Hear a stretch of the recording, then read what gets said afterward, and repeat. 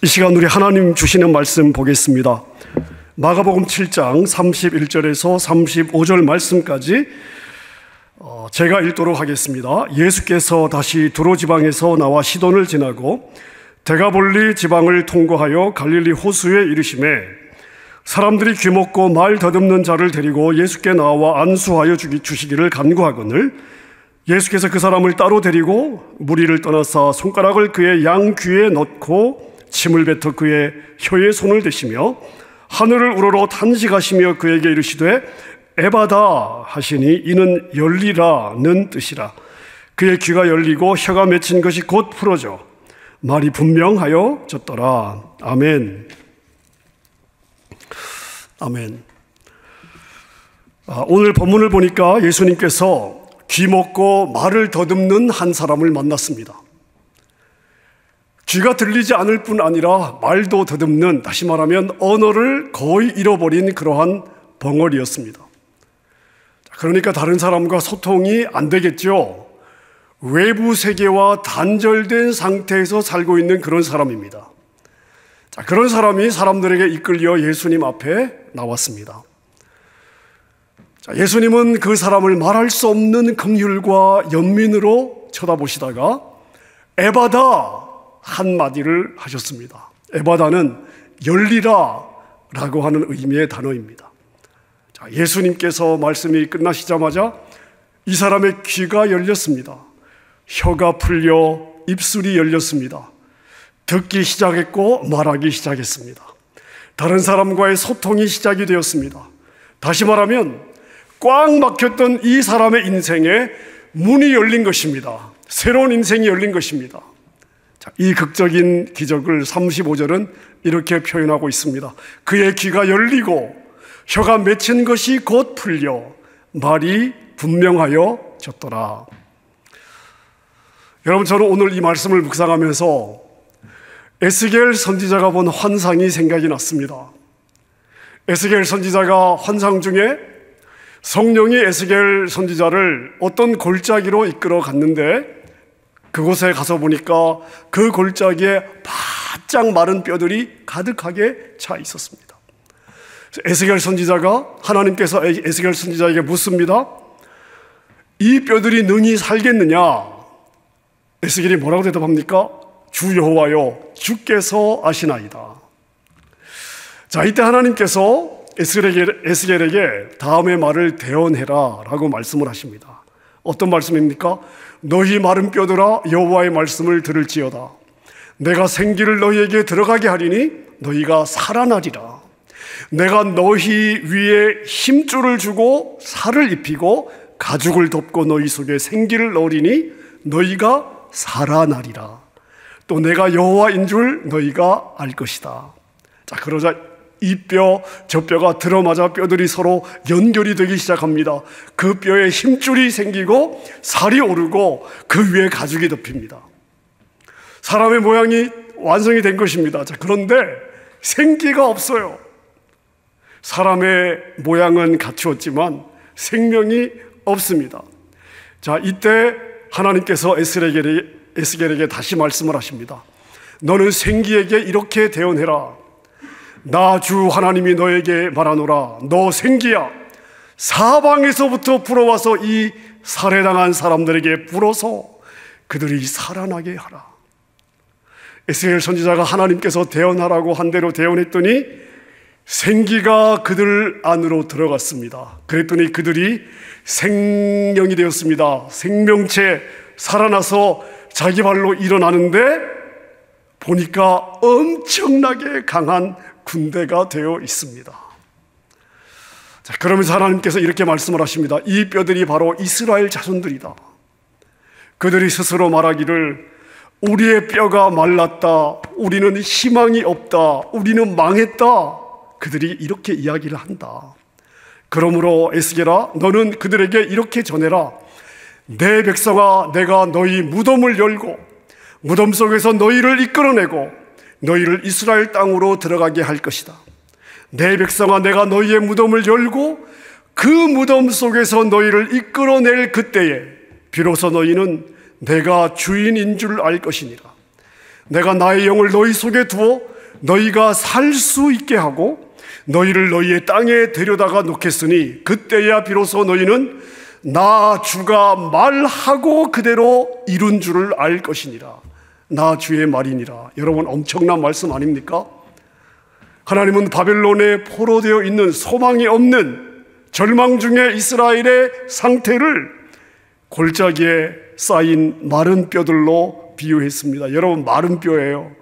사람이 죽고 마른 뼈가 되기까지 얼마나 오랜 세월이 흐릅니까?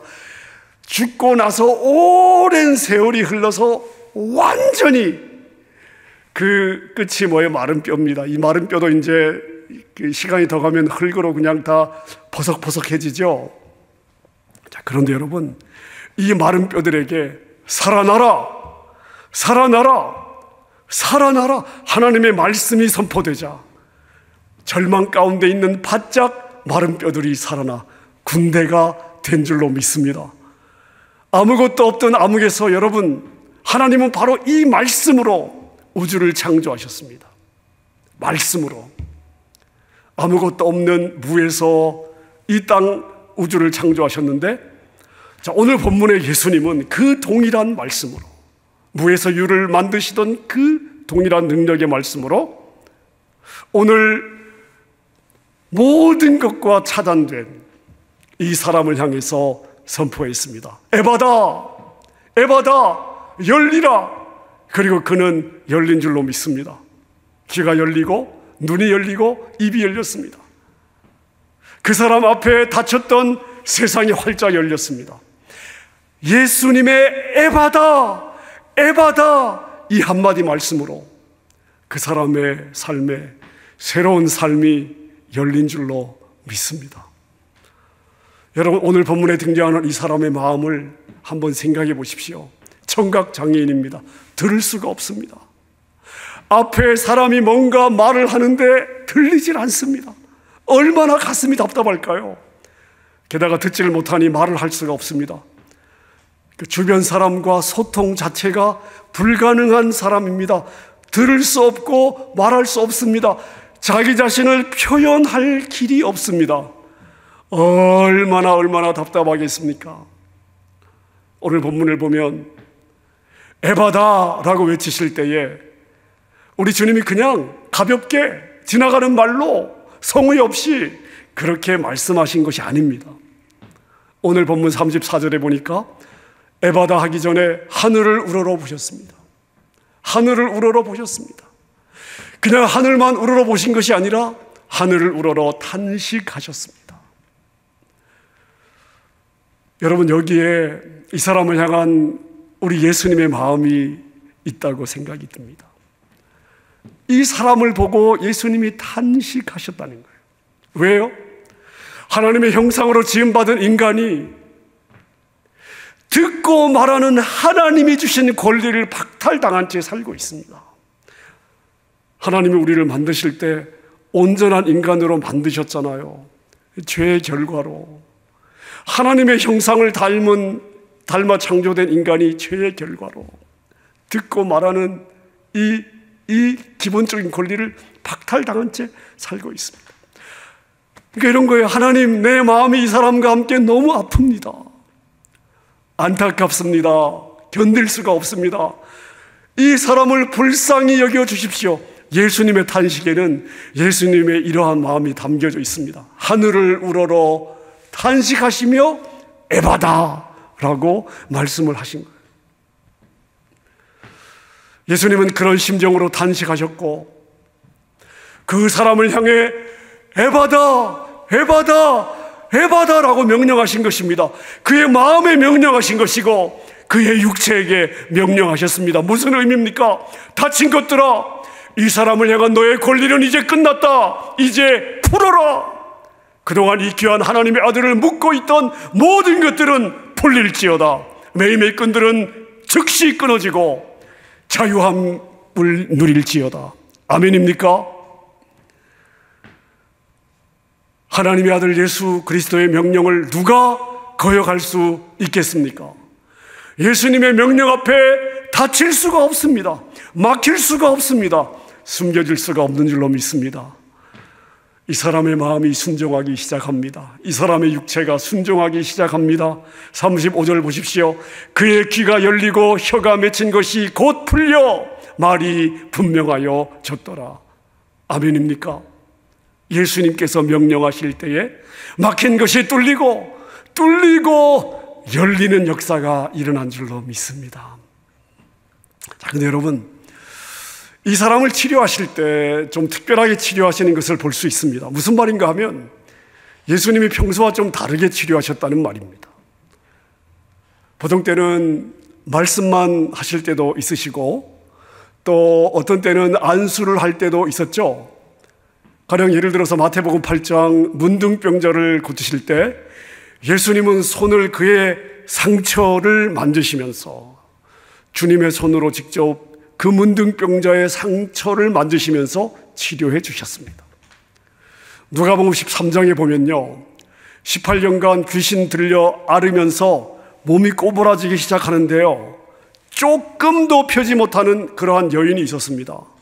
이 여인의 경우에는 주님이 친히 안수하시고 고쳐주셨습니다. 12년을 혈루증으로 앓던 여인은 어떻게 나음을 입었습니까? 그 여인이 예수님의 옷에 손을 대면서 병이 나았습니다. 백부장의 하인이 아플 때는요, 말씀으로만 치료해 주셨습니다. 죽은 나사로를 살릴 때 어땠습니까? 10명의 문둥병자를 고치실 때 어땠습니까? 거라사 귀신 들린 사람을 치료해 주실 때, 신하의 아들을 멀리서 고치실 때 우리 주님은 다 말씀과 명령으로 치료해 주셨습니다. 자, 그런데 우리 예수님이 이 사람을 어떻게 다루시죠? 33절을 한번 보겠습니다. 그 사람을 따로 데리고 무리를 떠나서 손가락을 그의 양 귀에 놓고 침을 뱉어 그의 혀에 손을 대셨습니다. 어떻게 하셨다고요? 먼저 그를 따로 조용한 곳으로 데리고 가셨습니다. 그리고 예수님의 손가락을 그 사람의 양쪽 귀에 대셨습니다. 그 다음에는 손가락에 침을 뱉은 후에 그 사람의 혀에 대셨습니다. 자, 여러분, 예수님이 왜 이렇게 하셨을까요? 예수님의 이러한 행동을 이해할 수 있으시겠습니까? 자, 지금 이 사람은 들을 수가 없어요. 말할 수가 없습니다. 나아라! 자, 이렇게 명령을 해도 낫겠지만 이 치유의 명령을 들을 수가 없습니다. 자, 근데 뭐가 가능해요? 볼 수 있습니다. 그리고 느낄 수 있습니다. 자, 그래서 물론 말씀으로 고치실 수도 있지만 예수님은 이 사람이 그 치유의 과정을 느낄 수 있는 방법으로 다루셨다. 이렇게 저희가 보면 맞지 않을까 싶습니다. 자, 예수님이 그 사람의 귀를 만지실 때 이 사람이 귀가 안 들리는 걸 알잖아요. 근데 예수님이 자기의 이 귀를 만지실 때 예수님이 만지시는 걸 이 사람이 느끼지 않겠습니까? 예수님이 이런 마음으로 만드셨을 것 같습니다. 내 아들아, 그동안 들리지 않아서 얼마나 고생했니? 얼마나 답답했니? 내가 이제 너의 귀를 치료할 거야. 그러면서 귀를 만지시고요. 침을 뱉어 그 사람의 혀에 대시면서 이런 마음이었을 것 같습니다. 그동안 말을 못했으니 얼마나 답답했겠느냐. 그러나 걱정하지 마라. 내가 너의 혀를 치료해서 너로 마음껏 말하게 할 것이다. 그동안 살아오면서 듣지 못하고 말하지 못한다는 것 때문에 얼마나 많은 무시를 당했겠습니까? 얼마나 많은 모멸감을 느껴야 했겠습니까? 얼마나 많은 수치를 당했겠습니까? 그래도 자신의 상한 감정을 마음껏 표현하기보다는 오히려 자기가 죄인이 되어 주변 사람들의 눈치를 보며 살아야 됐지 않았을까요? 자, 그런데 예수님은요, 자기조차도 저주스러운 들리지 않는 귀를 만져주십니다. 자신조차도 저주스러운 자기의 혀를 만져주십니다. 주님의 사랑의 손길입니다.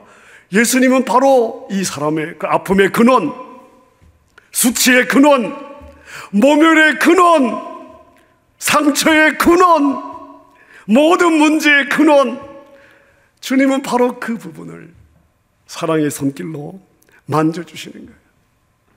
더 이상 네가 이 문제로 마음 쓰지 않아도 돼. 더 이상 더 아파하지 않아도 돼. 이 문제로 더 이상 너가 수치당할 일이 없을 거야. 만져주시는 거예요. 예수님은 이 사람에게 맞춤형으로 치료해 주신 줄로 믿습니다. 사랑하는 여러분, 제가 요즘 아픈 분들 기도의 제목들을 여러 분 받고 있습니다. 우리 성도님들 중에서도 아픈 분들이 계셔서 긴급하게 엎드리고 있습니다. 멀리 우리 타교의 성도님들 가운데서도 기도의 부탁을 받고 기도하고 있습니다. 그러다가 제가 오늘 이 본문을 읽으면서 제 마음에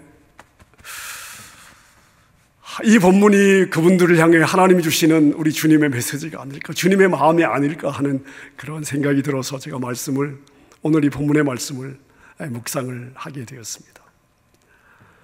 오늘 육신의 질병으로 투병하시는 분들이 계시다면 예수님은 여러분에게 맞춤형으로 다가가시는 줄로 믿으시기를 바랍니다.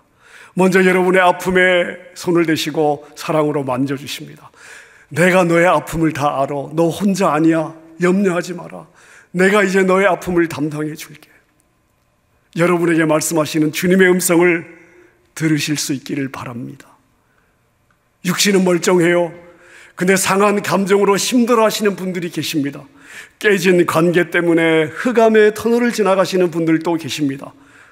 여러분이 어떤 문제로 아파하시든 예수님이 이 시간 여러분 옆에 계시는 걸 느끼시고 믿으시기를 바랍니다. 예수님이 지금 여러분 옆에 계세요. 그리고 말씀하십니다.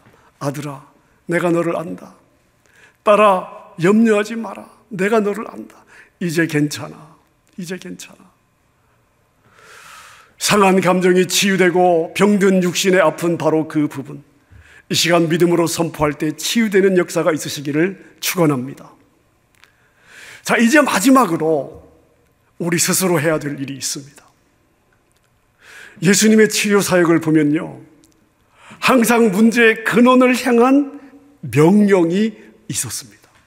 다시 말씀드립니다. 예수님의 치료 사역을 보면 항상 문제의 근원을 향한 명령이 있었습니다. 제가 몇 가지 예를 들어볼까요? 자, 풍랑을 만나 제자들이 두려움에 떨며 주무시는 예수님을 깨웠을 때 예수님이 뭐라고 그러십니까? 그 풍랑을 향해서 잠잠하라, 고요하라 명령하십니다. 여러분, 우리 주님이 명령하셨을 때 바람이 그치고 물결이 잠잠해진 줄로 믿습니다. 죽은 나사로를 살리실 때 어떻게 하셨습니까? 나사로야, 나오너라. 하나님의 아들 예수 그리스도가 명령하실 때 죽은 나사로가 일어나 무덤에서 걸어 나온 줄로 믿습니다. 38년 된 중풍병자를 향해서 일어나 내 자리를 들고 걸어가라 명령하셨을 때 38년 동안 앉아있던 중풍병자가 자리를 털고 일어나 걸어간 줄로 믿습니다. 자, 제자들은요, 예수님으로부터 이 명령 기도를 보고 배웠습니다. 베드로와 요한은 성전문에서 구걸하던 안전뱅이를 향해서 뭐라고 말씀을 하십니까? 은과 금은 내게 없거니와 내게 있는 것으로 너에게 주노니 곧 나사렛 예수의 이름으로 일어나 걸으라. 이 명령이 떨어지자마자 안전뱅이가 일어나 걷기도 하고 뛰기도 한 줄로 믿습니다. 베드로가 요바에 갔을 때 베드로를 섬겼던 한 여제자가 갑작스럽게 죽게 되었습니다. 이때 베드로가 어떻게 합니까? 다비다야 일어나라. 다비다야 일어나라 명령할 때에 그 여제자가 살아난 줄로 믿습니다. 사도 바울이 루스드라에서 안진뱅이를 만났는데요, 안진뱅이를 만났는데 보니까 그 안에 믿음이 있어요. 그리고 사도 바울이 즉시 명령하지 않습니까? 내 발로 바로 일어나라 명령했을 때 그 안진뱅이가 즉시 일어나 걸은 줄로 믿으시기를 바랍니다. 바울과 실라가 빌립보에서 복음을 전하다가 귀신 들린 여종 하나를 만났습니다. 만났을 때 뭐라고 합니까? 예수 그리스도의 이름으로 내가 명하노니 그에게서 나오라. 예수 이름으로 명하노니 그에게서 나오라. 귀신이 즉시 그 여종에게서 나온 줄로 믿습니다. 여러분, 예수님은 모든 문제를요 이렇게 명령하셨습니다. 명령으로 풀어내셨습니다. 여러분, 이게 어떻게 가능할까요? 예수님이 누구십니까? 하늘과 땅의 모든 권세를 가지신 분이에요. 하늘과 땅과 땅 아래에 있는 모든 것들이 예수님의 발 앞에 굴복되어 있습니다. 여러분, 그래서 복종할 수밖에 없습니다. 우리 예수님은 하나님의 보좌 우편에서 이 땅을 다스리시는 통치자 아닙니까? 아멘입니까? 자, 여러분, 그럼 우린 누구입니까? 그분의 제자예요. 그 하나님의 자녀입니다. 예수님이 승천하실 때 그 모든 권세를 믿는 제자들에게 다 주셨어요. 그리고 뭐라고 말씀하십니까? 땅 끝까지, 이 세상 끝날까지 내가 너희와 항상 함께 있으리라. 마태복음 1장 25절에서 임마누엘로 오신 예수님, 하나님께서 너희와 항상 함께 계시다, 그 증거로 우리에게 오신 예수 그리스도가 이 땅을 떠나시면서 우리에게 무엇을 약속하셨습니까? 임마누엘, 임마누엘, 내가 몸은 떠나지만 이 세상 끝날까지 내가 너희와 항상 함께 있으리라. 여러분, 베드로와 요한, 사도 바울, 이러한 우리 신앙의 선배들은 이것을 믿었습니다. 그래서 문제를 만날 때마다 예수의 이름으로 치유를 명령했습니다. 명령이 떨어지면 치유와 회복의 역사가 일어난 줄로 믿습니다. 여러분, 그렇다면 우리도 하나님이 우리에게 주신 권세가 있습니다. 자, 그렇다면 이 땅을 살아가면서 우리의 문제를 향해서 펴지라고, 나음을 입으라고 명령해야 되는 것입니다. 내가 비록 땅에서는 남들만큼 돈이 없어도 괜찮습니다. 권력이 없어도 괜찮습니다. 명예가 없어도 괜찮습니다. 여러분, 우리에게는 예수 그리스도 그분의 이름의 권세가 있는 줄로 믿습니다. 여러분, 그거면 되는 거예요. 마태복음 16장 19절에 보면 내가 천국 열쇠를 내게 주리니 내가 땅에서 무엇이든지 매면 하늘에서도 매일 것이요 내가 땅에서 무엇이든지 풀면 하늘에서도 어떻게 해요? 풀리리라. 아멘입니까? 아멘입니다. 마가복음 11장 23절에도 내가 진실로 너희에게 이르노니 누구든지 이 산더러 들리어 바다에 던져지라 하며 그 말이 이루어질 것을 믿고 마음에 의심하지 아니하면 어떻게 돼요? 그대로 되리라. 아멘입니까? 우리 주님이 우리에게 이 권세를 주셨어요. 이 권세를 사용하라고 명령하셨습니다. 여러분, 여호수아 10장을 보면 여호수아가 가나안 땅을 정복하기 위해서 이렇게 명령 기도를 하지 않습니까? 태양아 너는 기브온 위에 머무르라. 달아 너도 아얄론 골짜기에 그리할지어다.